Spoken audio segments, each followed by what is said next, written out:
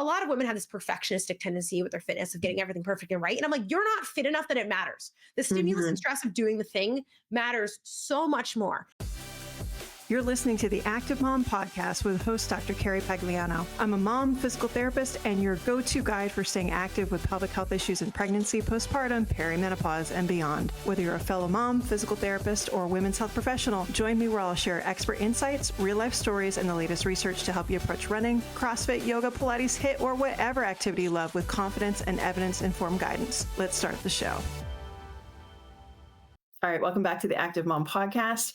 Our next guest is somebody I started following not because I had any idea that she had a PhD and postdoc working in perimenopause, menopause, postmenopause, but because it was a runner who lifted. And that really was exciting to find for me. And then since following her, I realized that there's a whole lot of other things that she can chat about with research and whatnot that I was super interested in. You know her as Doc Lyss Fitness. Alyssa Olenick, welcome to the podcast. Thank you so much for having me on. Tell us 30 seconds, if anybody has not heard of you before, kind of who you are, what you do, and what you enjoy. Yeah. So I'm like if Leslie Knope had a PhD in exercise science and was obsessed with exercising. So long story short, I grew up an athlete, loved exercise so much. I said, I want to spend my whole life learning as much about this as I possibly can to share it with others. I just feel like that's a calling. Got a bachelor's, master's, and PhD in the areas of exercise science. I have along that time, competed in everything from strongman to powerlifting, Olympic weightlifting, dabbled in CrossFit. I've ran 17 ultramarathons, just ran my first road marathon. I'm known in the space, the hybrid fitness space. I was kind of an early adapter to that, combining those two things together. And my research emphasis on top of just being exercise in general and my master's, PhD, and postdoc, which I didn't acknowledge, was all focused on metabolism, exercise, and women's physiology, either related to the menstrual cycle and birth control, and my PhD or menopause in my postdoc. That's the quickest intro I've ever given on a podcast because my story is just probably a podcast episode on its own of how I've gotten to where I'm at. The quickest one you've ever got. Well done. More concise. No, I mean, you've done the podcast circuit. You have your own podcast, the Hybrid Lab podcast. So if people want to dive in a little bit more, but I do think, and I think you talked about this with Selene Yeager on the Feisty Menopause one, it is a little interesting to have somebody who's a little bit younger working in the perimenopause, menopause, postmenopause space. But I think you kind of come to it. If you're working with women get older and we have, and there's a lot of, I think people forget I'm young, but like, I'm going to get older. Like, right. Like people act like, no offense to them. I understand why people get so mad, but I'm like, I'm going to go through all this. Like, I also want to be the most informed and equipped, but I just like being young, I'm not, it's coming for all of us. Like, exactly. It's coming well, and that's why it's you're just reading ahead, right? You're just like, I'm not going to be 32 forever, right? Like I wish, but I'm not.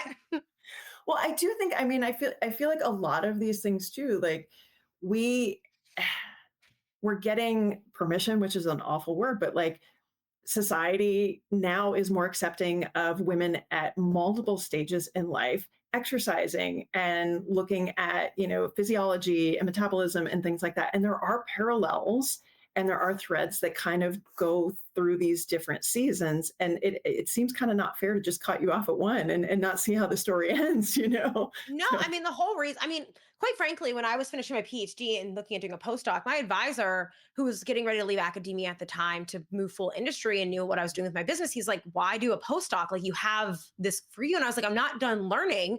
Yeah. And I really wanted to complete, my plan all along was to be in academia and be a researcher. And that didn't pan out. And other things panned out for the better. I'm not complaining, but like, I wanted to do the research and work because I wanted to like understand women across the entire lifespan. Like, I really wanted to like complete that circle because we're spending a third of our life peri and postmenopausal, and that's where most of the disease risks and mortalities, morbidities are at their highest. But also, like, what you do before that also matters, right? Like, we're not existing in silos of puberty, menstrual cycle, pregnancy, peri and postmenopause. Like, those things are all, indirectly or directly contributing to our health, fitness, lifespan. Like, it's not, there's not silos of fitness, even though the industry is now trying to create ironically silos of fitness for women. Yeah.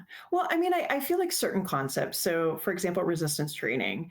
So I'm 49 and I've basically run since seventh grade. And to run in your 20s and do any sort of strength training was just not a thing.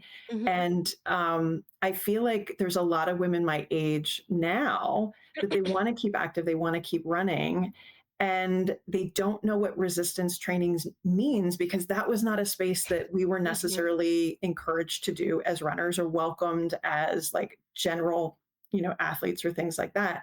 What do you find, what are the questions that women are asking you the most, or where are they getting the most confused about the plethora of information that's out there? Yeah, I love that you talked about the running and the women because I find that with the position I'm in is unique, right? Because I'm both like this quote unquote expert in female physiology, but like I'm also very well versed in like performance Right. and stuff too, right? Which a lot of people sometimes they don't have that. So I really like to think I have a good breadth and depth of like these multiple worlds of things that exist because women also exist in these worlds too. Like there's Right. women who are runners, right? Not just women who are like, well, how do I not die sooner kind of thing, right? Like I feel like this social media space gets divided into like those two narratives. To be very frank. But a lot of the information that goes to runners is very similar to the information that goes to women and it's both kind of bad, right? Like they Hmm. both sell this narrative of like undervaluing lifting or selling underloaded lifting or like inadequate lifting or like bare minimum as like enough or like shaming or scaring or not ever educating how to do it. And I think the biggest thing is like, we know that in general people don't typically meet the resistance training physical activity guidelines to begin with, men or women, but women meet the physical activity guidelines far less than men for both aerobic and Right. resistance exercise. And like I don't know the exact statistic, but I want to say it's like less than 20%, maybe 15 of women are actually engaging in resistance training. Right. Like something like crazy. I'd have to, don't I'm not claiming that that's the exact quote, but it's somewhere in that range, I want to say. It's Yeah. not high. Part of that is just due to sedentary activity across the board, which is an issue for all people, but we see it more significantly in women. And so there's this lack of knowledge of what to do for resistance training and strength training that isn't due to sex differences in ability, but rather sex differences in social experiences. Most women Right. don't grow up like me. I was the only girl in the weight room at 15, 16, 17 going after school. Me, I had the wrestling coach, the soccer coach, and the football coach teaching me how to lift. Most young girls are not doing that. I was a different Right. breed, right? But I was in the weight room with the boys. The other girls on my lacrosse team, they didn't go to the weight room. They didn't care. They weren't in there doing that, right? And obviously in college sports, we all were forced to do it. But like women and girls aren't as exposed to these things. They also Right. drop out of sport at higher rates due to changes in breast size and hips. And I know like talking about puberty to women who might be perimenopausal, they're like, well, I don't care. I already did all that. But like your life experience was dictated, influenced by that, then overlaid with the media messages of like what exercise for women should be, which people blame exercise science on, and it isn't exercise science. It is the media that has sold you over Yeah. cardio for fat loss, calorie burn, and fitness for the sake of strength. Like that is, and I get it that that's hard to overcome, especially if you were like in the 90s, early 2000s. I understand that that's where that Yeah. comes from.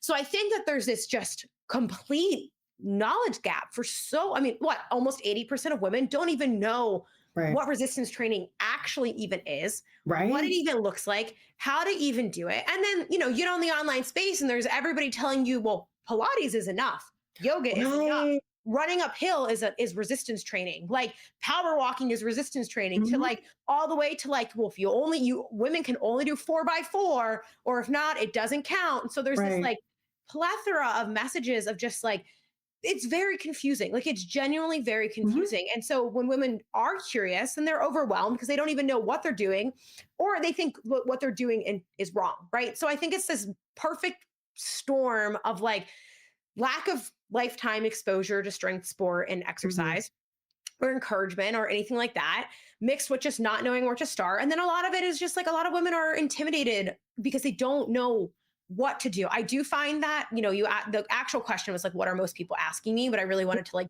give that Yep. foundational recognition of like why we have these huge gaps in like knowledge and all this. And I love that it's changing with the new wave of menopausal women or my generation. Unfortunately, skinny talk's coming back around, but hopefully We we can fight against know. that.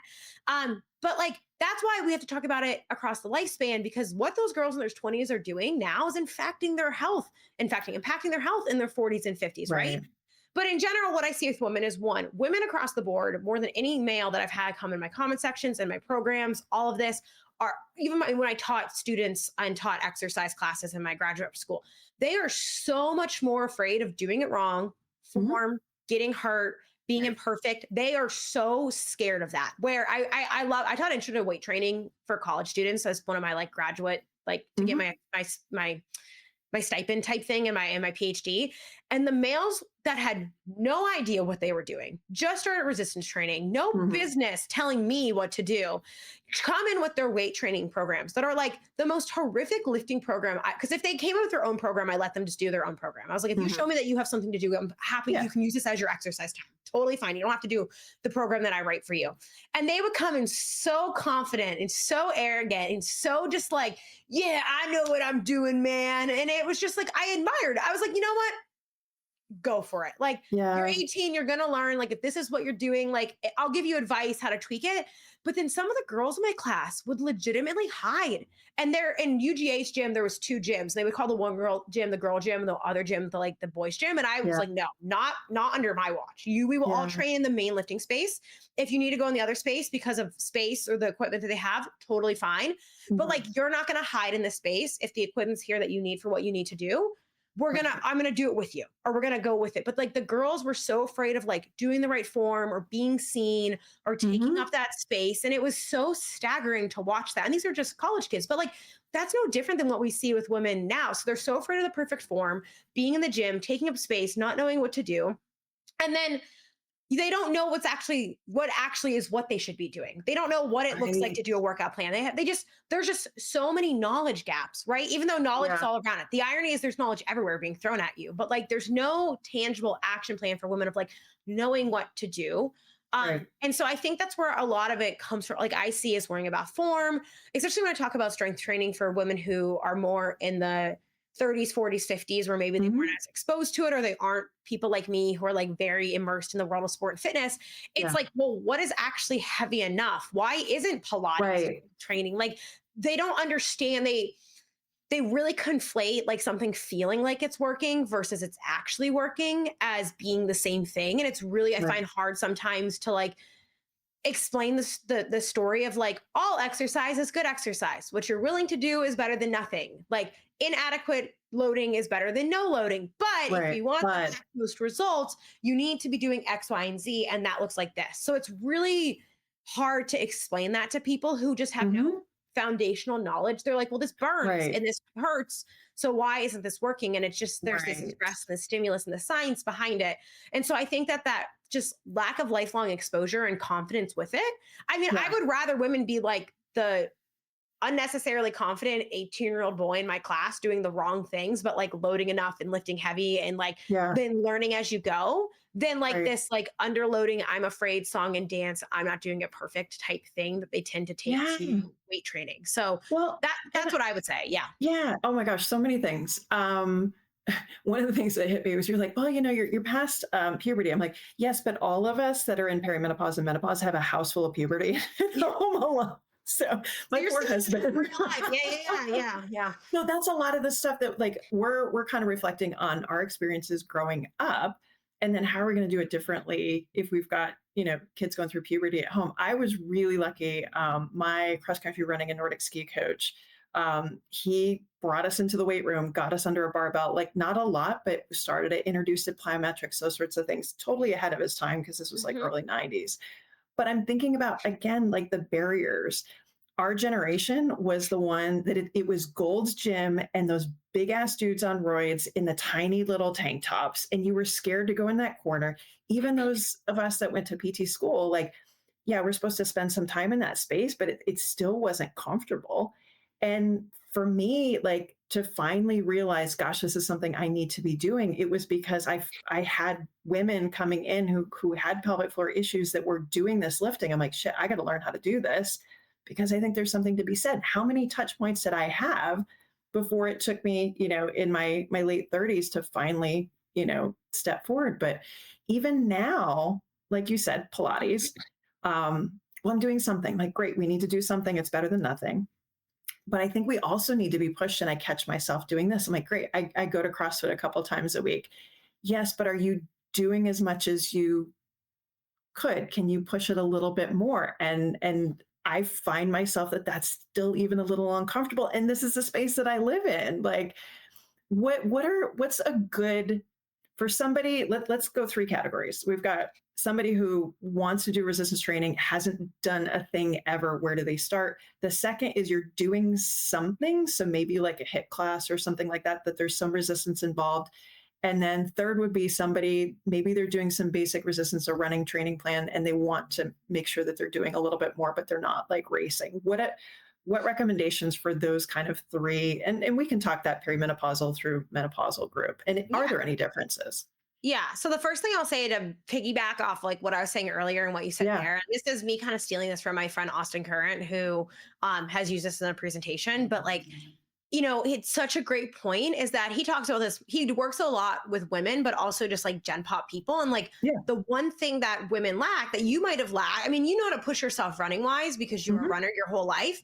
But if people don't have an athletic background or some sort of heavy Yeah. fitness background, you have no proxy or no anchor of what it feels like to actually push yourself. So a Mhm. lot of the time, I say this as like maybe this will help women who are like being like, well, I can't, I'm doing everything wrong. And that's not the point of my messaging ever, is that like Right. you need something you need a reference point of like Mhm. what hard actually, what failure actually feels like what pushing yourself actually feels like. Cause if you don't know the endpoint, if someone if I'm going to get the advice I'm about to give you is going to be pointless. Because if I say, well, you should be lifting at a 7 or 8 or 9 out of 10 What does effort, that mean? what does that Yeah. mean if you don't know what 10 feels like? Or 1 to 4 reps shy of failure? Or 70 to 80% of your 1 rep max? Like, you don't know. That's why, like, in my programs, we do testing every 3 months with our clients because it gives them something to anchor to. And Mhm. then they can calculate, like, what's your potential strength or Right. this, because then they can learn if they're underloading, right? Things like Right. that. So, the first thing I will say is like, this might not apply to the total beginner or maybe that intermediate I'm doing a hit class type person, but maybe I'm working backwards here with going to the person who's kind of lifting Yeah. a little bit and has experience, is that if you want to make sure that you're pushing yourself hard enough in the gym, is like take something to failure. Take a set. Like if you're doing 3 by 8 in the gym and you're just going through the motions and doing 3 by 8 until you hit 8 with that weight that you've been doing, maybe increasing weight every few weeks, whatever that was like, are you actually truly getting within quote unquote? So for those of you listening, I'll just give you it. Like, and realistically, when you're lifting in the gym, you want a set of that you're doing. These are like the kind of stipulations you want to think about in order for it to be what I like to call quality, right? It can be anywhere between 1 to 30 reps. It's not like there's no magic rep range, but like the lower end of that range is going to be a little bit more strength and power demanding, and then it's going to span a little bit more volume, hypertrophy, or strength relative to higher reps. But like anywhere in that rep range can improve strength or muscle growth. It's not like there's this perfect one, but most likely you're going to operate somewhere in that 5 to 15 range, because the lower you go, the harder it is to get enough volume for like muscle growth. And the Mhm. higher you go, honestly, this is where I think a lot of women fall into trouble, is that like, they're like, well, I want to do high reps, lightweight. And I was like, but it is so much harder. You can take high reps with lightweight close to failure, but it is a lot harder to do. And once you get past like 30 reps, if you're able to do something for more than that, it's not Right. heavy enough. It's just not Right. heavy enough. Your bar class is going to be something like that. And it's just not heavy enough. So as long as it's within this general range of reps and you're taking it within 1 to 4 reps of failure, which means that like when you stopped, you could do 1 to 4 more reps somewhere in that range before you would have hit total, like I couldn't do another rep or my form totally fell apart or anything like that. And then or you can think of that as another measure of rating of perceived exertion. And I usually like to say, like, most lifts should be like a 7 to 8 out of 10, sometimes a Mhm. 9 for some stuff, but like 7 to 8 is a good bet. But for that, you need to know what 10 out of 10 Right. or 0 reps to failure feels like in Mhm. order to know. So, what I say is that, like, say you're doing 3 sets of 8 of something in the gym and you've been going through the motions of that, take one of those sets till you cannot do anymore. And don't do this maybe on like a back squat or a deadlift where like maybe you're like not No comfortable safety taking concerns. that Yeah. failure. You can't like I program things like AMRAPs or 10 rep maxes for Right. clients, but typically like that's an assumed base of strength. Like that's totally fine to do. But like take something so we do some of my programs, AMRAP testing. I love it. After the end of the first 3 blocks, we have them take whatever they were doing and do it for as many reps as possible. Because we will have clients where they were doing like 8 to 10 reps or 6 to 8 reps, and they will do like 15, 18, 20 reps at the weight that they were doing Oops. for the first 8 to 12 weeks. But that is like a click. Like we do that intentionally as a way to, because one, we gave them that 2 to 3 months to like ease into the training. You're not just blowing up right off the bat. But so many people are like, oh my God, I have been owned. I thought I was pushing hard enough, but I wasn't. I was really underloading myself. Now, when that calculates what you could potentially do in the gym, if you haven't been practicing that, you're not going to be able to just jump to that in your next session, but it gives you an idea of like where you could actually be pushing and doing or adding more weight. Cause I don't think a lot of people realize if they don't have strength training is that something can feel hard if you do enough reps of it when it's underloaded, right? Like I did 2 sets of 15 front squats yesterday. Yep. And I added, I'm returning post marathon. So I added like, I think 20 or 30 pounds from last week's, even though like last week I was just easing in because I didn't want to be sore. Yeah. But like it felt just as hard as it did last week at 20 to 30 pounds less because 12 to 15 reps of something just sucks. Like it just sucks. And the thing is, like, I knew yesterday I could have done more. But like I'm still, again, I'm trying to ease back in. But like, don't be afraid to see what happens. And this is where like I think the conversation around failure happens with women is like, worst case scenario, if you add too much weight, is you just stop the set early or you take off weight for the next set. That's the worst case scenario, right? Like, of course, like don't add so much weight that you just like fail and break yourself in half, right? Kind of thing. I'm not encouraging that. But like, if you also have a prescribed set of exercise, it's like 3 to 8, you don't only have to do that 8. Like if you get to 8 reps and you're like, oh, I underloaded this. I'm not close to failure. Because the reps can be a wide variety of ranges, push to 10 or 12 reps to get you closer to that. I do that all the time and I follow my own programming. I'll be like, oh, I picked 35s for this incline chest press. I'm at 10.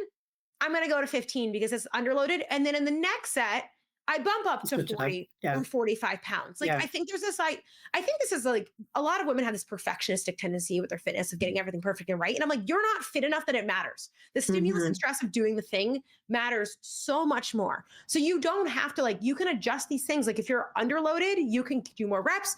If you're overloaded, you can cut it at 6 and then just adjust your weight for the next set. Like you're allowed to adjust for the next set, but I would rather you overshoot and accidentally get that feedback than undershoot perpetually forever. Like you have to do that to learn kind of thing.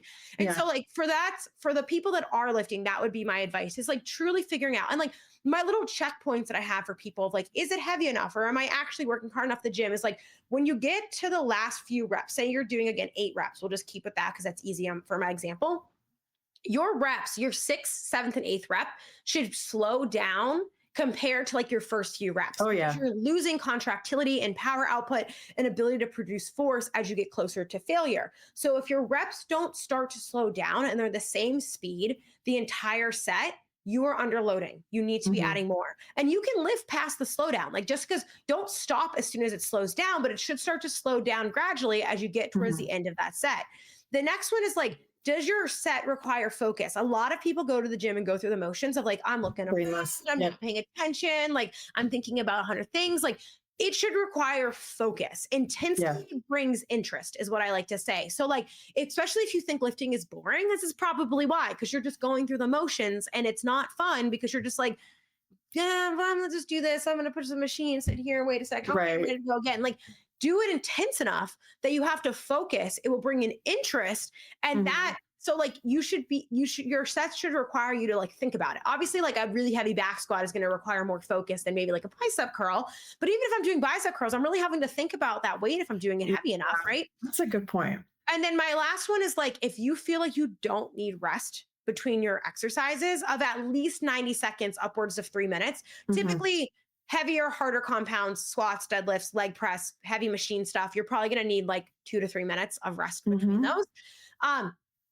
for things that are like more like you might think of them as like bodybuilding exercises, like the bicep curls or like the more isolation stuff or like the Mhm. smaller muscle group stuff. 60 to 90 seconds might be fine, but you should feel like you actually need to rest before you Mhm. do it again in order to produce the same performance that you just did. So Yeah. like these are all my checkpoints for my ladies that are already lifting in the gym. Mhm. And then something that I also think a lot of women fall in the trap to because they come from the cardio side of things is Yeah. have their lifting feel like cardio. It shouldn't feel like cardio. It should Mhm. feel different. Don't worry about your heart rate. Don't think that you need to make it into a cardio workout by supersetting it and adding jumps, making it a hit class, right? Make it intentional Right. strength. And I think a lot of women also fall into the trap of like more is more and more is better. And don't get me Mhm. wrong, I'm all for doing more if you're trained and capable of doing more. But so many women's programs are like so many exercises and so many reps and sets. Yeah. And quality of those sets, the effort you're taking them to matters more than just chasing a ton of volume. Bang If it you're out. doing a ton Yeah. of volume, but you're underloading it in order to get that all in, if your whole workout is like 4 by 10, 4 by 10, 4 by 10, 4 by 10, 4 by 10 for like 8 exercises, That's a it's lot. probably a bad program Yeah. or a bad workout. And that's what a lot of stuff I see in fitness in general, but a lot of women's stuff like is. And I'm like, that's just not, you need like 2 to 4 days per week of like 4 to 6 exercises taken appropriately to those effort levels that I just talked about that Mhm. touch on all the major muscle groups, probably at Yeah. least like twice in that week. And that's really what you need. Like this, I don't know, there's more we can get into there, but I'll stop and move to the other groups. But like that's my recommendation for the like, I'm kind of doing stuff, but like I'm not quite sure if I'm doing it hard enough type thing is like Mhm. learn failure, learn what that feels like, and learn to actually push yourself in the gym in your training sessions. So Yeah. the next is going to be my hit class boot camp loving girlies. And this, Yeah. I find these are the hardest because it's like there's such a social Oh my gosh. component of fitness. And for so many women, they are way more motivated to do fitness if it's in a group setting or Mhm. if there's a social aspect to it. So, like, this is why you will never see me just like rag on group fitness. Like, I know a lot of people do because it's one, group fitness is perfectly fine if it's used appropriately. Yes, there are Mhm. people who overdo it and they do like 6 days a week of like this boot camp class and they're never really polarizing intensity and they're never really doing anything intentional. So they're never really, they're just stagnant. Like Mhm. there's truth to that, right? Um, or they're doing it and they don't realize they're doing 6 hours of activity a week, but they're feeding themselves like they're doing zero. Like that's also Right. a problem. Like these Yep. narratives that come around this are problems, but like the group fitness classes themselves aren't inherently bad. But if you get to the point where you're doing more than like 2 or 3 of them per week, consider that you don't have to stop if you love your Pilates, you love your bar, you love your F45, you love your Orange Theory, you love your whatever. Like that is fine. Yeah. But they often tend to be like, especially like the hit functional classes, they tend to be almost more cardio than they Yeah. are resistance training. And I know that that's really confusing for people because they're like, well, I'm using weights. I'm Right. using this. Why isn't it enough? Because Yep. you're not meeting the criteria. Maybe it's good I went backwards. You're not meeting the criteria of like what I just talked about for that first group in Mhm. those classes. The weight Yeah. that you're doing in order to do it for that like that fast. It's hard because it's also not like true cardio either. It's kind of this in Right. between. It's in the middle. It's Yeah. in between. So like your heart rate is elevated not because it's a true cardio stimulus. It has overlap, but because there's just like this fatigue body like effort that's going on. There's constriction in your vascular system and then like this stress response which isn't inherently bad. That's just part of exercise that is causing that. And so it's like partially cardio and partially resistance training. And don't get me wrong, if people are only going to do one thing, like you do CrossFit, like I'm a fan of that because you're at least touching like kind of CrossFit does put heavier loads on people, Mhm. even if it is fast and kind of the same across the week. If you're following a good CrossFit gym's programming, though, it should alter you between like styles of activity. It shouldn't just be a Metcon every single day. No, we're The, lucky we have that. We're not an yeah, affiliate. yeah. Well, but it's funny because like the true CrossFit methodology is to Yeah. rotate between true maximal strength, cardiovascular activity, skill work and gymnastics, and then like Metcon and physical fitness, high intensity functional Yeah. training type stuff. It's Yeah. not doing AMRAP every single day, but for some reason that's Right. like But people do that's that. not even Yeah. the methodology. It is Right. truly supposed to be more balanced. In I have a CFL too, so like Yep. I'm not like diehard for CrossFit, but people like I'm like you're not even doing the methodology right. So like actually they want you to polarize it. Yeah. So what I usually tell women is like, if you love your classes and you like that community, like that's amazing.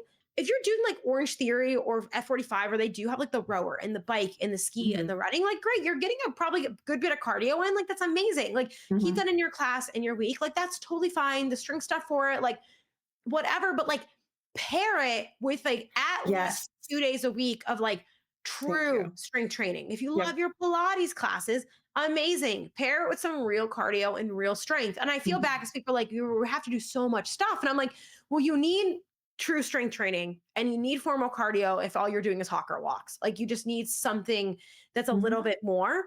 Yeah. And it's not that you have to spend your whole life exercising all the time. It's just like, let's be intentional about like, okay, well, maybe we're not doing Pilates 6 days a week. We're doing it a few days a week and we're balancing that with like a few hard gym sessions and a few higher intensity cardio sessions if we're just doing Pilates and walking, right? Which is like Mhm. a mode of fitness right now, right? That's like Yeah. a thing. So it's like, it's not that those things are inherently bad. It's just, if it's all you're doing, you're not going to be ever lifting heavy and hard enough to really see the Right. types of, now, as a beginner and someone just starting out with no baseline, you're going to see progress if you do the No matter stupidest, what. dumbest, worst Yep. thing in the world. Like you're going to see progress, but like eventually you're not. So, like, if Right. that gets you, if that's your gateway to exercising, amazing, Do go it. for it, Right. do it. Mhm. But eventually it's not going to be enough and you're going to need to do something more, right? So that's for my like group fitness girlies. And then if that's all you're willing to do and that's all you're going to do, great. But you're going to have to just, as an adult with autonomy, this is where I think people don't like my way of behaving in As social an media. Is like, adult with as an autonomy, I adult, love that. this is the information that I'm giving you. You can say, Choose I'm what to just do. not going to Yep. follow that, even if that's true. You can see Mhm. that. You don't have to, I sometimes I just want to comment back to things like, I don't care. I'm giving you the information of what is the most true based off Yeah. what I know. You Yeah. can do, I don't care. Like you're an Mhm. adult with autonomy. You can make the choice and you can say, I know that this is more optimal, but for me, this is what I can do right now. And that's fine. But Mhm. you have to then be okay with the result of that. Yeah. Like that is It's totally about fine. expectations. Don't expect to get everything from one thing, and if you Yes. do, this is why this is not And gonna that's where work a out lot of for women's you. frustration comes from Yeah, because they're I agree. expecting these things to Yeah. to to be this, right? So then we have my I've never lifted a day in my life type person. I'm going to be so honest with you that my advice is to just stop hoarding and consuming and waiting till you have enough information or the perfect time and just Yep. straight up, if you can afford it, either pay for a few personal training sessions with a Mhm. person in person or sign up for a program that is actually good for beginners and just cut yourself. Like I know people want to, like, I see this all the time even when people reach out to us about our programs. It's not like you have to do my programs. They're like, well, I want to wait until like I've been doing this until I'm like, no, Yep. because you will literally expedite You'll be the dead before entire you get to. process. Mhm. You will expedite everything. You will skip past all of the BS and all of the confusion and all of the I'm not making progress and all of the I don't know what to do phase. Like if you can Yeah. afford it with time, money, resources, your own commitment to just train with a coach or a program that just does it for you, that is Mhm. worth your grain of salt, you will just skip 6 to 12 to 2 years of just Yeah. spinning your wheels. You will Yeah. just skip all of that, right? Yep. That's why I consistently keep beginner programs in my offering because I'm like, if I can get you in now, you will be so much further ahead than if Right. you just kept spinning your wheels. And it's just so much easier. And I love Mhm. beginners. Like I want to get you in the door. I want to get you doing the thing. I want to get you stronger, fitter, faster without you feeling like, because I think the people in the beginner phase, they don't know what to do. They're unconfident, they're unsure, or they feel like they're a failure because of Right. programs failing them. And you get thrown into programs that are way too advanced, way too soon, that are way above your skill level or what you can do. And that's overwhelming. You don't need to start with that. You can Right. like start with less than you think you need. Start with what you're willing to do. This is where I'm saying do the body weight, do Yes. the banded, do the shy girl workouts. Like go on the treadmill or stair stepper and look at the gym. Go into the gym without a training program to even Yeah. start and just play with the equipment. Figure out Mhm. where do they keep things? How does this machine work? Like just expose yourself to it and or get to know the environment. As for a tour, do a training session or two with a Yeah. person at the gym so you can learn all of those things. Like, or start with group fitness if that feels more accessible. Mhm. Like I'm just go with what you need to do. But like if you can just skip past all of that, because all this information that I'm going to tell you or I told the other people is just so much for you right now. It's so Mhm. confusing. It's just going to feel overwhelming. But if you have something just laid out for you, it's going to be a lot easier. Yeah. Or like if you want to DIY it, like start with simple, start with less, and start with what you're willing to do consistently, and then build from there until you feel ready to do something a little bit more formal. Yeah. Because I think the biggest thing is that a lot of programs will be like, a lot of people, they're like, you deserve to take up space. And yeah, go. And I'm like, yeah, that's great. And that sounds great when you're a bullhead, don't give a heck what people think about them, just total bro like me, who went into these gym spaces as a teenager in my early 20s. And I just wasn't having it if dudes were like disrespectful or weird or inappropriate with me. But I know a lot of women don't feel that way. You should. Yeah, you absolutely should. But like, you might not, right? Like there's a lot of this like shame or embarrassment or shyness that comes from it. And like figure out like programming for beginners, especially women who aren't exposed to this, should not just be building up your skill Yeah. in lifting or your physical fitness, but your confidence in that too, as well. My beginner program, we have people do just body weight, dumbbell, or banded stuff for the first 8 weeks. They can do it from home. They can do it Yeah. from the corner of the gym. They can do it from where they're comfortable. And then if you want to graduate to barbell, it's an option in month 3 to 4, and you can start doing that, or machine, or whatever that looks like. But like, Mhm. it's okay to say, like, I think that there's this idea that women who start strength training need to, this is where so many of the narratives, they come in and they make you feel like you need to start lifting like a power lifter tomorrow. You do Mhm. not have to start lifting like a power lifter tomorrow. You don't need to be doing max strength, and you're not doing nothing positive for your body if it isn't this like perfect splitter protocol. Like doing what you can, where you can, how you can matters most. Build on that to where you can and like over time. But yeah, Yeah. I mean, if you You can bypass it, just go get the help right off the Yeah. bat.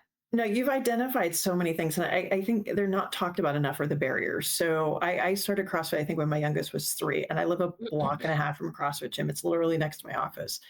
And it took me 6 weeks to make the call to be like, I want to come in and do an intro. And then I was so freaking scared about which door to go into because it's a typical gym where you go in and there's not like a front desk or anything like that. And then the smell and the sounds and all of it is so overwhelming. I've worked with people in exercise my entire career, and this place is still intimidating. And so there's that piece. And then I think to your point, when you talk about resistance with women who've never necessarily done strength training, they visualize that big barbell, which lots of times I'll look at them and know that they have the capacity to be extremely strong and love the hell out of it. But you've got to start with that consistency and that inner drive to be like, hey, when I do this thing, whether it's a fabric resistance band or a small weight or something like that, I feel good and I'm showing up and I'm doing this for myself. And then you got to do that first before then you get under that barbell. And you're like, okay, I kind of feel badass now. And then it just becomes, that inner drive through. But there's so many barriers to that. And I think if we don't acknowledge those barriers, plus the complexities of logistics and what do I do and where do I go, it is so nice if you have that privilege to be able to do a program or have somebody walk you through, hey, this is what this is. And that kind of first like take their hand through and be like, this isn't scary, I promise you. But I've been that person that was scared to freaking death because I'm like, what the hell have I gotten myself into? Yeah. Like, what's going Yeah. on? And that's, I mean, I Yeah. just think that, I want women to feel confident. Yeah. I personally, as a human, I hate watching people be the thing that's in their own way. Like, I just want to Yeah. shake it out of people. And I that's know. no secret. If you follow me on social media, people can tell that I'm like, Yeah. there's actually no barrier. Nothing is stopping you. The only Yeah. thing stopping you is just like being willing to do it scared, do it like before you're ready, doing it like, and I think people also like, I don't want anyone here who is unfamiliar with me to think that like I'm never scared or nervous. Like I share the stories about how I used to sit outside the building before my master's and cry because I thought they like made a mistake giving me my graduate assistantship. And I spent my entire PhD with like debilitating imposter syndrome. So it's not like I haven't felt these things in different spaces. I Yeah. have, but like my advice to you is I have never, ever, ever let my fear of someone else's perception of me stop me from doing the things that I know are good for me or I Yeah. genuinely want to do. So, like, you can do it scared and you can do it before you're ready. And that doesn't make it bad. If anything, it's going to speed up the process of it feeling good and feeling Yeah. confident and feeling like Yeah. prepared. I love that. But you have to suck at something to to be better at it, right? Like, and that's just a human thing. Like, that's not just women specific advice. Like, that's just like You have me. to suck at something. Yeah. You're gonna suck and you're gonna look dumb and it's gonna, and but to be cringe is to be free, my friends. Just like go do it, because anyone judging you for it is either not doing it, or two, they're not, because so many people in so many gym spaces genuinely want you to be there, or they're Yes. so focused on Yes. themselves, or they were you. And yeah, there's Mhm. going to be that small percentage of people that ruin it for everyone else, but that is not Yeah. most people. I can tell you, as a young woman who used to powerlift in gyms and be really strong, yeah, there is your odd dude here or there, but most weird bro middle-aged dudes were just so excited to talk to me They're about teddy lifting, bears. and that I was strength training, and that like they were so excited that I was Yeah. was, was in there, or like they wish their daughters had done it. Like I had Yeah. so many positive experiences being in these spaces, but Yep. like the more that I was in them, the more confident I got Yeah. being in them, right? And that applies to apply that to everything in life, Yeah. my friends, right? But yeah, I'm not going to sit here and ho hum like you're supposed to like it's nerve wracking. Mhm. Gradually expose yourself to it, but like Yeah. don't don't let that be the thing that stops you. That for Right. one of the most important things that you Yeah. can do for your health. Like Yeah. your health is worth so much more than your fear around the perception of people that might not even be real. Well, there's comfortable spaces too. Like I go to a 5:30 class, and I would say 2/3 of us are floating right around 50. Mhm. And so like the warm up, there's a couple groans and stuff as we're trying to get moving. But like that's the other nice thing too, is there's going to be spaces. I used to go to a 9:30 class next door, and that was all moms with little kids and things like that. So Yeah. there are spaces where you're going to find, that community again. And again, I see the benefit to group fitness, but then also that might be the gateway to kind of finding to do these other things. Yeah, no, um exactly. No, I mean, even me, my community is not in person. I train alone, but I have yeah. my friends that are all working towards the same goals as me. And Mhm. God, it's so nice to have people that are also working towards the same things as me. Like that's Yeah. we're human. We want Right. It's connection. like, And that's yep. why like I focus on building so much community even with my online platforms, because I'm like, people want to feel like they're Yeah. supported and surrounded, even if you're doing it on your own. Like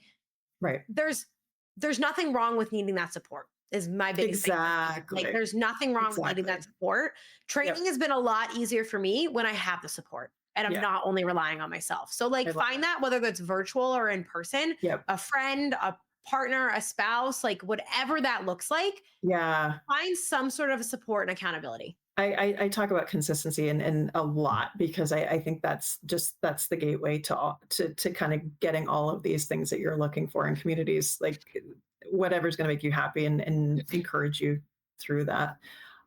Switching gears a little bit.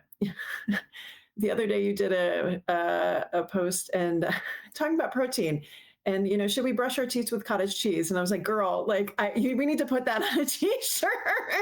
So my vintage of women, we are bombarded with protein is the god and savior of all things. um I have a lot of people that really are confused, Yeah. because I think it was Big Time Adulting. She was like, eat the number of grams of protein as stars in the sky. And we're taught that number one, we're not eating enough. And of course, nobody mentions fiber. And as someone who deals with, bowel movements and GI, we need to eat the fiber. But number two, we are promised that if we eat this magnificent set number, that all of our body composition woes go away, that we automatically become this magical dream of a person that we're looking for. And that's not necessarily the case. So tell us a little bit about kind of what those big questions are about protein and what actually we should be paying attention to and what those expectations might look like. Yeah. I find that the online space is so hard because, and this is not like necessarily me like Mhm. critiquing like people are not educated in this field in a negative way, but like for me, someone who's academically trained, And I spend my whole life just thinking about things and learning and reading and inferring. Like being able to hold two truths together at the same time feels logically normal for me. Mhm. But something that I think happens for a lot of people, but women, especially in this crazy space of the online, is that one person's telling them one thing and one person's telling them the other thing. And there's Yes. a grain of truth in both, but they don't, Right. they view them as silos of information rather than this web of things that are intermingled and work together. And that's my brain, even when I was on my PhD, like I used to mind map things. Like my whole dissertation, I had a map of things of like the topics that they were at and how they were related. And even when I Mhm. studied for comps, because like information in science doesn't exist in silos of like this is only Yeah. true here and this is Yeah. only true here. Like there's Right. relationship between body systems and information. And I say that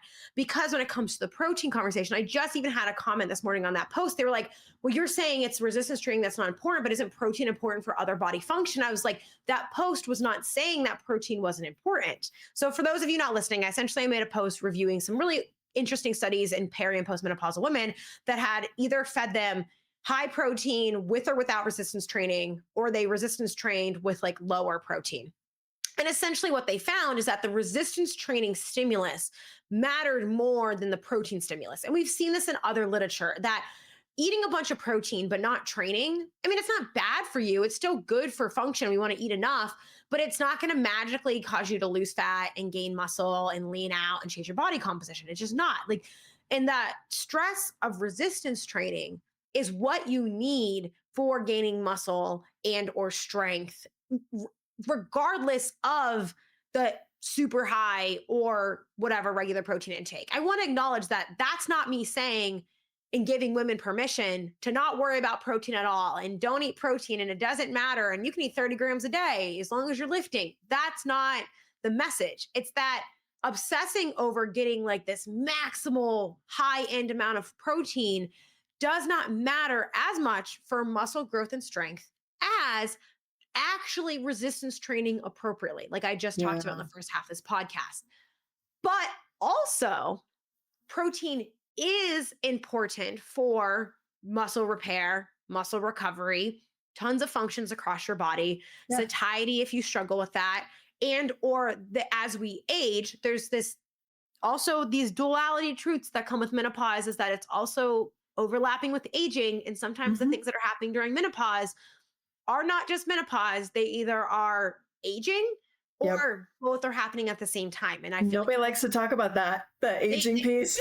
no, I literally had women in my DMs basically deny that they're aging and they asked me how to basically fully reverse these things. And I'm like, you're 67. You're not going to be 32. Right. It's just We not going forget to happen. that. It's just Right. not going to happen. But, you know, as we age, we might have lower sensitivity to protein and or the anabolic response or that sensitivity that we need and want, which might also maybe happen with estrogen decline, even though we also see that menopause itself doesn't necessarily 100% directly contribute to the muscle loss that we see with menopause and it's probably aging sedentary activity, but like also maybe plays a role. Like this is where it's messy and hard to explain Yes. stuff to lay people because like there is this possible influence and interaction, but also it's not that. It's like the long story short for people who are like, God, Alyssa, I hate your nuance. Shut up. I hate nuance. I just want to be told what to No, but you do. have to. But like that's the way I'm thinking. But it's so hard because it's like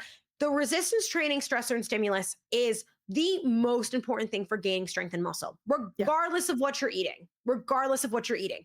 But that does not mean that we should just eat like absolute unattended toddlers at a birthday party, right? Every time I think the problem with saying eat enough or don't undereat is women automatically hear overeat, gain a bunch of weight, Yeah. stuff yourself to the brim. But eating appropriately means both not overeating to the point of metabolic dysfunction, but it also means not undereating to the point of metabolic dysfunction, right? Well, and Like, you're also dealing with a population that we were the Snackwells generation, like we learned from our mothers who did, yes, drank tab and diet. And so, like, I don't know that we ever learned. I was trying to tell my husband this the other day because he grew up with just a brother. And I was like, you do not see this at all. Like, this is what we grew up with. yeah, What your mom grew up with, whether you had that discussion or not. yeah, You're telling us to fuel, to exercise, but don't over, don't under. But like, we don't know what, Yeah. and the average person is going to tell you, oh, I eat well. And then when you actually look at it, they're not. And they're trying to eat a crap load of protein and we count their fiber and they wonder why they're constipated. And I'm like, because you're not eating any. Yes. So I'll spiral into this because I agree it is confusing because I even see this with very athletic premenopausal women where I Mhm, tell them to eat appropriately to fuel the activity that they're doing. And mhm. they hear, you want me to get fat? I'm not going to do that. I can't get fat. Oh my God, the world's going to end. And I'm like, no, Yeah. I'm telling you to eat for the activity level that you have. Sometimes you might need to gain weight because you're under eating, but that also that you don't want to be chronically under eating. But the same Mhm. thing goes for people who are chronically overeating to the Right. point of metabolic dysfunction. Those are also like the idea is to eat to the activity level that you have and the demands that you need for Right. your body. And you can also factor in if you have composition goals or fat loss or weight gain within that, of course. So, with that being said, protein is important, but it isn't the only thing that you need to be Yeah. eating. I think the problem is with the menopausal space, there's been such a hyper overcorrection of women who are under eating protein and not resistance training their whole life that Mhm. we've rebranded and pinkified it. So now it's like overstressed to the point where women feel like if they're not elite pro bodybuilder powerlifters living off 200 grams of protein a day, they're going to die. And that's like not true. Honestly, like you don't They even need to think be, it is. you don't even need to be eating like 1 gram per pound of body weight per day. Like that's kind of high. I don't eat that. I'm like 140 to 145 pounds. I probably eat 120 to 125 grams of protein a day. Yeah. Like, Well, and that's the thing. These women want to go from like, if you, they don't know how much they're taking in to start. So they go from like 45 to 50, and then they yes. want to go to 160. And I was like, you're going to have to sit down and eat a whole chicken to, number one, to make that happen. And number two, your body's not going to handle that transition No, very it's well. hard, but it's like, yes, if you're only eating the RDA of like 40 to 50, maybe 60 grams of Right. protein a day, you will feel better and probably recover better and have an easier time with a lot of with satiety, recovery, Mhm. fullness, like exercise, like a lot of things that you're dealing with. Like, yes, there is a but if you go to like 90 to 110 or even Mhm. 120, you're gonna feel a lot better. I really like to say this isn't like a hard, I always just like to give like general minimums when I do things, even though they're not Yeah, of course. 100% backed in science, because it helps people like conceptually. Because if I Yeah, we're say looking for go, something. go for Yeah. 1.6 grams per kilogram of body weight per day or lean mass if you're someone who has overweight or obesity, like that's just confusing. Yes. Try to get to 100 grams a day. And we Try don't to like get to to 100. convert. Yeah, like it's just like sometimes I'm willing to bend on my science communication because I know that just try to get Ballpark to it. Yeah. 100 grams a day, Yeah. maybe 100 Yeah. to 150 depending on your total body mass, your Yeah. lean mass, because there's obviously women, like I have my one friends who are like 5'9", 5'10", 180 to 200 pounds, very athletic women. They have a lot more body than me. Like Mhm. they're a lot bigger than me because they're Mhm. just I'm tiny, I'm petite, right? So for them, they're gonna need more calories across the day. They have a larger body Mhm. size, but they're gonna probably need more protein than me because I'm Yeah. smaller overall. So that's why I give this range for people. Yeah. But like, if you are eating under 100 grams per day, trying to get one, quantify what you're doing, get an idea of what you're actually doing, because Yeah. otherwise you have no idea. This Thank you for that. doesn't mean be obsessive and track meticulously and freak out about the calories. I know Yep. there's a lot of unhealthy relation. You can just count protein for a day if you needed to. Mhm. Try to get through 100 grams of protein a day and just Mhm. see how you feel there. Yep. Doing more isn't harmful. More isn't inherently harmful. It also Right. isn't inherently more beneficial once you get past that like 1.6 grams per kilogram per day thing that I was talking about earlier. But again, try to get to 100, maybe 110, Yeah. 120. If you're really, really tiny, 100 might be fine, right? Like there's this body size component to energy needs in general. And try to space it out across your day between Yeah. all of your meals. Because the one thing that is, if there is decreased sensitivity, and or general, yes, how much protein you eat across the day matters most, but there is benefit to dosing it across your Mhm. day so you're spacing it and giving that stimulus. Like sometimes I think science communication overcracks. We're like, it just matters the whole day. I'm like, yeah, but also like it's good to have that stimulus across the day. And also it is a lot easier. You know how like when you're in college they say the only way to drink all day is to start in the morning? Well, the only way to meet your protein needs in a day is to start in the morning. Yeah. Like that is the only I was really not that much a party girl, guys. I just remember that. I was going to say we went to very different schools. I mean, I had like a year of fun, and then I got really serious about school again. But like, if you're gonna day drink, you're gonna have to, you have to start in the Yeah. morning. I like to say if you're gonna run all day, you have to start in the morning regarding ultras. But the same Yeah. thing starts with the You gotta protein. Like start with it's gonna protein. be a Yeah. Don't lot save it. easier. Yes, it is a social media trend to get in 20 to 30 grams of protein a day in the morning. But guess what? You will feel fuller. You will Yeah. feel better. You will have more stable energy across the day, and it will be way easier to get that in. And I Go hate to ahead. beat the drum, but do the same thing with the fiber So that because was my next point I was going to get okay, to. Is good. that, I was the constipation man that I see from this protein craze is yes. bananas. So if we're really going to talk about the two big things in nutrition for menopausal women, is not just protein, but fiber is really, really, really important. When we look at Yes. what diets are actually the best for menopause, it's like Mediterranean style diets, Right. right? And so protein is important. So is like healthy, like omega 3s. But like fibrous grains, veggies, fruits, fiber in general, potentially because of impacts potentially of like the changes in your gut health and then also changes in your metabolic health and things like that. Like fiber is like the hidden champion of all of this Yes. that just gets totally brushed under the rug for protein. And don't Mhm. get me wrong, protein, people are going to be like, so protein, it doesn't matter. No, protein is important. Overdoing it isn't necessary. But a lot of people are not eating enough fiber. And I fall into Agreed. this trap sometimes too. Like I've been tracking my food again and I've been checking my fiber every day to make sure that I'm in like that 25 to Yeah. like 40 range to like make sure I'm Mhm. there. It's sometimes harder in the winter when you're not eating like salads and fruit like nonstop, it seems. So I've just been like clocking it.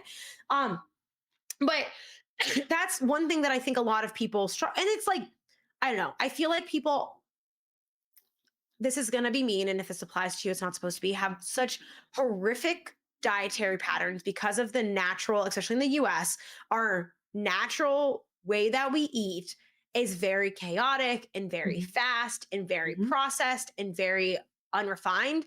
And it's not to say that those foods individually are inherently bad or can't be placed in our diets, but when you do that consecutively, that's where you're low on protein, low on fiber, and high on fat and carbs. So it contributes to poor metabolic health. You don't Yeah. feel great. You feel sluggish. Like you feel maybe you struggle with weight gain. And so, like, yes, driving the needle forward on this, but like the fiber thing also, if you focus on that in protein in the meals that you're eating, you're probably going to indirectly increase food quality. You're going to have more Yeah. plants. So vegetables, or fruit, or even starchy carbs, things like that Mhm. within that, and you're probably going to feel better because the fiber and protein will allow your blood sugar to be more stable in response to Yeah. the moods that you're eating. You will probably have better digestion. You will have better health outcomes because your food quality will increase or your meal compositions will improve.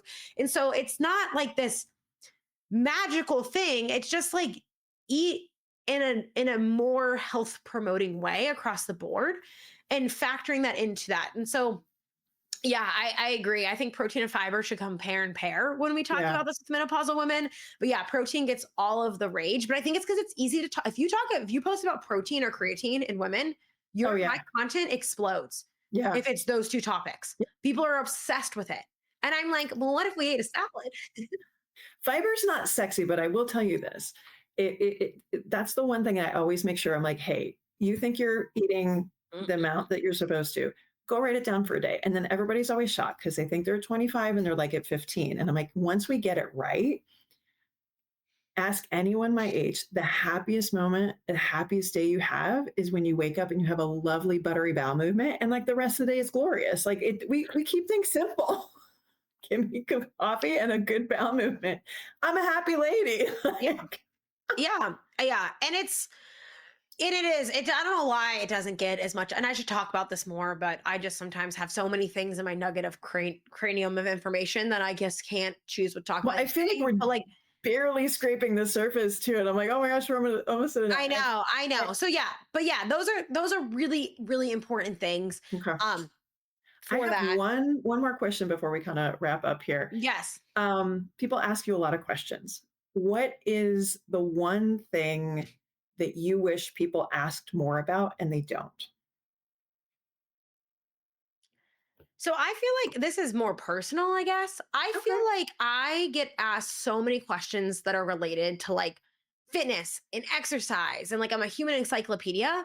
But Mhm. sometimes I think the best advice I have is related to just the most human things that I've done. You know what I mean? Like, I think that sometimes people don't. I don't know. I don't. This sounds very self centered, but I feel like I have a lot of wisdom for being young. Like, I feel like I've done a lot of Yeah. cool things and a lot of hard Yeah. things, and I've found a lot of success, but a lot of that came from putting myself out there Yeah. and taking risks and doing all these things. And so sometimes this has nothing to do with fitness. I think that like often I'll do podcasts and I don't mind talking about science and information, but sometimes I'm like, man, I feel like I have so much more to give people related to their health and like going after things and doing things that are just like so unrelated to like whether you should brush your teeth with cottage cheese. You know what I mean? So Well, and that was that the sounds so thing. silly, but like that's something that I always think about. And I'm like, oh Yeah. man, I feel like, does it matter if you know this information if you're not living life on Well, terms unapologetically for like what you want to be doing? Like, I don't know. I Like, feel like that's one of the things that really I am a huge fan of people that go kind of use themselves as not like a human test tube, but you go and you experience. So for example, once I started to realize lifting, I was like, oh, this is going to be good. I need to shut my mouth, go in a gym and just hang out there for a while and learn what this feels like.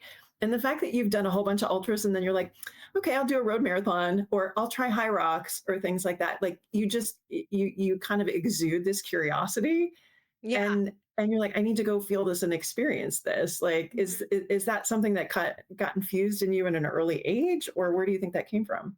Yeah. So yeah, it's so funny. I had this like, it's part of a song, but it was also one of my things that I said after my marathon. But it's probably very perfect for me. Is like this say phrase of like, don't talk about it, be about it. Like no one's gonna Mm. look at me and be like, she doesn't practice what she preach. I'm never hypocritical. I go after the things that I'm going to do. And I also believe that as fitness professionals, I say this to undergrads a lot that go to PT and don't work out at all. I'm like, you're an exercise professional, Right. you should be exercising. Like Yep. you should be doing that. And I say that to coaches all the time who like ask me like, well, I don't, no one ever teaches us how to program cardio. And I'm like, do you do cardio? Like, go do it. Right. I have learned more. I, yeah, I have this unquenchable curiosity. And I will say that that has taken me a lot of places in life. I chase things and I keep chasing them. But I think the two things that are really powerful is one, I was just thinking about this morning. I was reading on the bike. I'm reading a lot of papers right now for a project that I'm working on. And like a lot of people will complain that they don't know things, or they don't understand things, or like if they're coaches or practitioners I'm like, do you read enough to have anything to actually share of meeting with people? Because you have to read to Mhm. write and you have to read to teach and you have to consume before you can create if you're going to be a creator. Like those are things Mhm. that people are missing. They just want to be the thing without becoming the thing, right? And that's one Right. of them, right?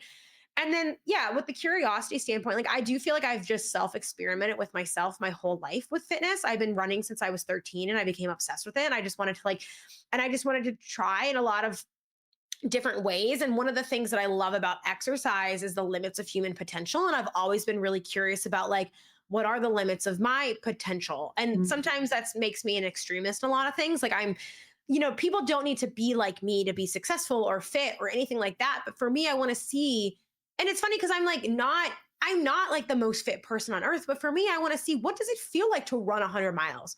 What does it Mhm. feel like to push hard for 26? What does it feel like to get fitter and push and do these things? And I will say that I'm a better coach. I'm a better science Yeah. communicator. I'm a better thinker. I'm a better scientist, not just because I read and read and read, because I do and do and do. And I think that Mhm. sometimes the gap a lot of time with coaches or science communicators or researchers or whoever it is that they're missing one of those sides of the piece of the puzzle. Like it's Mhm. really easy to just relay science to people, but it's without having that anchor, like we were talking about earlier, of Yep. like, what is this actually like? Like, and I love that you did that. Like, you were like, hey, I'm helping people with this, but I don't even do it. So, like, I should know what this feels like because there is Right. something to be said. Like, I, I think about like exercise physiology so much differently because I've experienced it in Yeah. so many ways. And I used to joke, I used to tell my husband, he thinks I'm crazy, that like when I was in grad school and I was like studying for XFIS when I was working out, I was like thinking about what was going on in my body during it. And I was like, I swear to God, I can feel when my body changes energy systems. He's like, that's not a thing. And I'm like, but you can Ah, tell. You can tell. Like when you start that run and you feel good at first and you're using phosphocreatine, and then you can feel like that moment a few minutes in where it starts to get aerobic and hard. Like, you know what I'm talking about. Like I can tell when you push and surge and like you're clearing lactate. Like I swear, I know you can't actually tell, that's like, amazing. I love it so much. So yeah, I think that there's this like endless curiosity, but I think there's this desire to like learn and know, but Yeah. also practice and do. And I think that I don't know. I think I'm just a little crazy. And I think No. I've embraced being crazy. And I just Yeah. at a young age, I was always had a really big personality. And luckily a lot of people in my life try to stop that. A lot of people in my life. But my parents kind of just let me be me, which was probably Oh, for the best. Um, but I think that there was just this like, I don't know, like I just always, I guess I never viewed myself as a curious person until you said this, but I think I like love to learn. Like I want to know. yeah. Like I want to figure it out. Like I'm the But person Googling the history of something on a show that I'm watching. Or like when I'm on, like I went to Iceland, I spent the whole trip like Googling facts about like, what about this? What's the history of this? Like yeah. I want to know, I want to learn. I like Yeah. that stuff. So I'm sure that there's a component of that. Yeah. But yeah, I was always a little bit like I would read a lot as a kid and things like that. So I'm sure that there was that. I don't, and maybe I'm just smart and, Well, I and think like there's something to be that. said though for like, if you're in an academic space or and to have the skill and the how your brain works to be able to process that, but then be able to pull that into like everyday training and coaching and how do you translate that to an athlete in front of you or a group programming, but then how do you and you I've seen you post about this. You're like, okay, well, I did my own program to prepare for this race or this or that. Like that takes a lot of kahunas too to be like, okay, I think this is what it's going to mean academically. I'm going to actually run myself through it and see if it does what I think it does because I'm not going to put something out there that I might just be full of shit. Like, I think there's a lot to be said for like putting yourself on notice to be like, this might not be right. And I'm going to go try it out. And I could totally be wrong. And honestly, I have updated, reprogrammed, redone, or tweaked my programs so many times as Yeah. I've launched with this. I think a lot of people are like afraid. That's what I was like when I was saying earlier, like just go out there and do things and put it out there and figure it out as you go. And I'm not afraid to Yeah. say, I can do this better. I can make this Right. better. I learned something more to make this better. Like that's, I don't know. I think grad school has really ingrained that in me. I think a lot of that Hmm. comes from grad school. I also think like being an entrepreneur and running a business, you have to have that Yeah. side of you, right? And I know that I think to some degree I was built with the gall of like my husband the other day said to me, he said, you have too much self-confidence to be funny. Because I just like because like we were joking about something like I'm not self-deprecating enough, but like the point that he was making is that like I believe way too much in myself and I'm way too self-confident and I'm way too self-assured. But like he meant it in a nice way of like saying that like you just like are very like you're just very sure of like who you are and what you do versus like not that like cynical self-deprecating type thing that some people do when they're like not, you know what I mean? It's more Yeah. self-intent. But it Yeah. was just so funny and I was like, yeah, I guess you're right. Like I just yeah, I just think that I can do the thing that I want to do and I'll figure it out along the way. Yeah. Um but yeah, I mean, there's a lot of, especially being in the online space, people are gonna put you on blast for everything that you do. So I'm Of gonna course. just Yeah. do what I'm gonna do best and put it out Yeah. there. And but yeah, I haven't been afraid at all to be like, oh, I didn't get that right, or I can get that better, or I can do that better. Yeah. But like that's what's made me successful in business. That's what's made me my program Yeah. successful. That's what makes scientists. You know what I mean? Like Right. I maybe never was like born to be the best academic. I struggle with tedious, mundane tasks for someone who has a PhD, which is hilarious. But like, there's something to be said about like putting yourself out there and figuring it out. And like, if Right. you're not someone who's like a coach or a scientist or a practitioner or whatever, like even with your own fitness, like so many people are like, well, like, how do I learn this or know this or trust this? And I was like, you do it. You do it. And then the Yeah. feedback of that is how Yep. you either trust that it works Yep. or you learn what you need to tweak. But like Yeah. you don't get feedback without doing something. You will never Right. know. And the 100%. faster you get feedback, the faster you will figure it out. And like you Yeah. fail forward, failures feedback, or just like Mhm. you're just putting something out there because you don't get data or information back Until you something's do there. until Yeah. something's there and apply to Yep. everything in life, fitness. And I Yep. think I love that because like everything I've done in fitness has paralleled everything I've done in business, has paralleled everything I've done in science. Like there's just so many lessons that parallel that to be Mhm. learned. And like sometimes in many ways, like the reason I think that I've been able to do what I do in business and science is because of what I've done in fitness. I'm a better in so many areas of life Yeah. because of what I've done in training and how that translate. And that's, I mean, we can wrap it up on this note. That is a big reason why I'm such a proponent of training goals and training hard and Mhm. fitness for women is because it's not just getting leaner and snatched waist and a big booty. Like you will transform and change the person that you am. I didn't overcome my imposter syndrome in my PhD or academia by being in academia. I did it through ultra running. Ultra running Yeah, that'll do it. it unfucked me. It completely unfucked me. I really mean that. The process of training for really big goals that you might fail at, that are scary as hell, that are huger than anything you've ever done, and then showing you that you can do them and accomplish them. That like that rewired my brain chemistry I love that. permanently, right? So like that's why strength training is so transformative for so many women because it changes your perception Yeah. about who you are. Even if I'm not as strong as I was when I was powerlifting, I am still the girl who deadlifted 400 pounds when I was 23 years old. I'm Jesus. always going to be that girl. She lives Yeah. inside me, right? No one told me that I had to do that. I just went and did that, right? Right. But like I get to be that girl now. No one can take that, just like no one can take my Yeah. PhD for me. Like I get to be that version of myself, but like I learned that through fitness. And then I get to bring that into everything else that I do. And it's really, really powerful. So I'll end on that note since we'll tie that back to women and like all I was this. gonna say you gotta turn that into like a teen focus because like so my daughter's 12 and even my son's almost 15. Like for them to hear that kind of stuff, like we need to get that implanted in our kids earlier to like to have people that say, hey, you can do these things and you're always gonna carry that through. Yeah. I love that. I mean, that's why I'm such a proponent of sports for people, even if Oh my God, yes. Mhm. kids aren't good at sports. I know I'm biased. Get your kids into a sport. Get your girls That into a that sport. Something. That Like, was life altering for me. I was yeah. the slowest freaking kid in 7th and 8th grade, and then one day I realized I had another gear, and was really lucky to have supportive parents and coaches, and when I look back, my little brother started running. He's 6 years younger. He's got 3 kids now. They all run. Like, it was that slow little kid that has spawned now my Yeah. parents were right all like you can make such a difference Yeah. in people's lives, and obviously that's part of the reason how I ended up here too. So Yeah. cool. Yeah. All right, we do a couple quick hits at the end. What's a book you're reading or podcast you're listening to right now?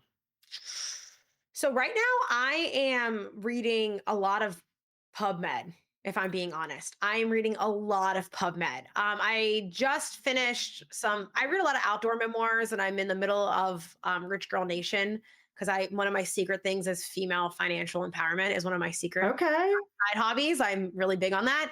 But I am honestly just eyeballs deep in PubMed recently. And podcast, shockingly, I don't listen to a lot of podcasts. I listen to Okay. a lot of music because I think all day. And when Yeah. I don't want to think anymore. So Yeah, that's where I listen to a lot. I'm hyper obsessed with ultra running. Never done one, but I love hearing about it because all they talk about is food and that kind of stuff too. So that's where I go. I don't listen to research stuff. yeah, no, I can't. I can't. Go ahead.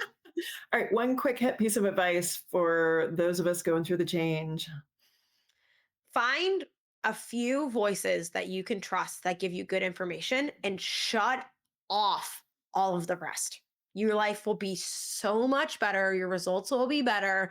And you will honestly be a lot less stressed, which is probably contributing to half your problems. So, like, I'm gonna like put that on repeat and just play that over in my head every filled day. with blinders on. Yes. I love that. All right, and then last one, who's somebody in your space that we should know about? So who are you loving right now? Oh, man. This is hard because I feel like I am surrounded by so many brilliant people. I'm You trying can to have more than one. Now I feel so put on the spot that I feel like I'm not going to answer this Oh correctly. And I'm actually no. gonna say no one. I have so many people that I think are so good. I mean, I think like my friend Austin, I mentioned earlier, he's super brilliant. He started working a lot with postmenopausal women, and together we're working on some fun behind the scenes stuff. Hopefully, that will bring out to people in next year and beyond on that area. So I'm going to plug him. I have a few handful of women in the industry slash academia that are straddling the line. Rachel Reed, Rachel Pogenic. She's brilliant. Susie, they just don't get as much social media traction, and they're just wicked smart doing industry research. I'm working on a paper with them. Um, oh my gosh, I mean, there's so many peers in the online space doing some really great stuff right now. But Yeah. those are the people that I'm working with personally right now that I feel like sometimes are quieter voices that don't get the traction they deserve because they're not yelling And into the that's why I'm asking online you, space. because secretly, this is where I find future guests, because that's one of the things I love Well, to okay, so do one of the things is that I do elevate voices. Yeah. One of the things that I do, and this is advice, I'm sharing this for others, not to say that I'm better than anyone for doing this. I turn down a lot of opportunities because I'm busy. But what I always do is I have a list of people that I then refer to those interviews or those Mhm. people, those opportunities. I got my friends writing a book, helping write a book because of me. I get people who get media interviews that aren't on people's radar. Like I Yeah. get people on publications that they might not know because they're not in the online space. Like I'm Yeah. all about like, just because someone doesn't have a platform doesn't mean they don't have good things to say. Like I think you have to Exactly. create that. So Yeah. anyway, I do that. And I say that for people, like that's a great lesson in like how to set a boundary as a woman while also paying it forward, right? Like I can't do this, but here, like you're helping the person ask Yes. of you, but then you're giving an opportunity to someone else.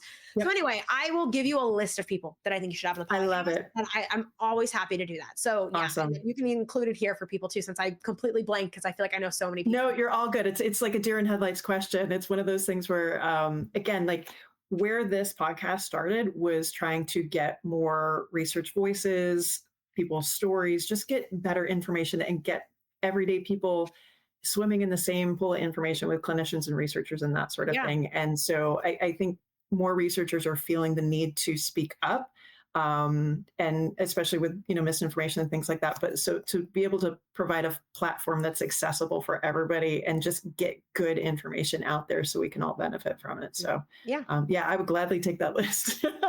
All right. If you guys want to know more about Alyssa, you can find her over on Instagram at Doc Lyss Fitness.